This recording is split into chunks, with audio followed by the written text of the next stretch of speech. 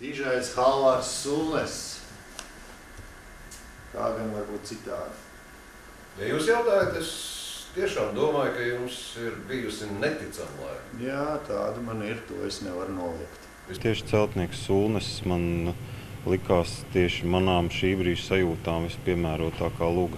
Stāsts par to, kādēļ ir vērts dzīvot vai nav vērts dzīvot. Var dzīvot, skrienot pakaļ dažādām materiālām vērtībām, bet tomēr agri vai vēlu, vismaz, man liekas, domājoši, meklējoši cilvēks saprot, ka vienīgā vērtība ir vertikāla, tās ir garīgās vērtības. Ar norvēģu dramaturgu Henriku Ibsena lugas celtnieku Sulnes iestudējumu režisors Dāvis Auškāps piesaka sevi Valmieras teātrī. Stāsts par veiksmīgu un sabiedrībā cienījumu mākslinieku celtnieku ir viens no Ibsena autobiogrāfiskākajiem darbiem.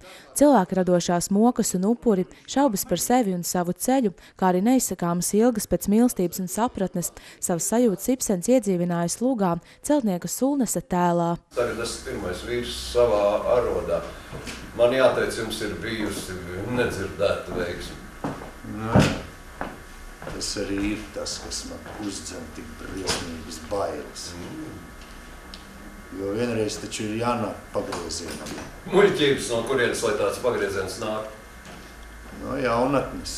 Tas ir cilvēks, kurš, neteiksim, ka pēkšņi, bet pakāpeniski ir sapratis, ka viņš nav laimīgs dzīvē. Un viņš mēģina atrast sakni, kur tā laime slēpjās. Paldies Dievam, viņam uzrodās simpātiska būtne, kas viņam palīdz aizrakties līdz tam noslēpumam, kur tad īsti slēpjas mūsu laime. Vai viņi slēpjas vienkārši darbā vai bagātībā. Izrādi izceļ autora prasmi niansētajos dialogos, kuri šķietam ir vienkārši saruna, atklāt varoņa iekšējās sajūtas un cīņu ar sevi.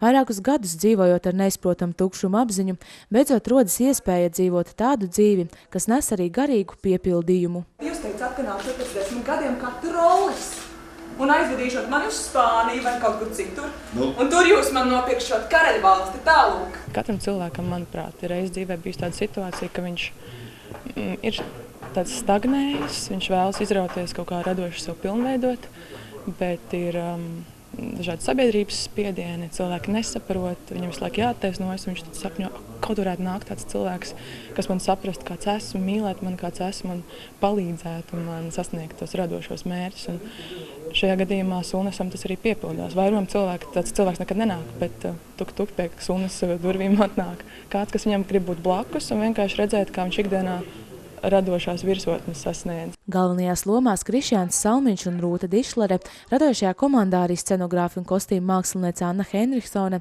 komponists Jēkabs Nīmanis un gaismu mākslinieks Oskars Pauliņš.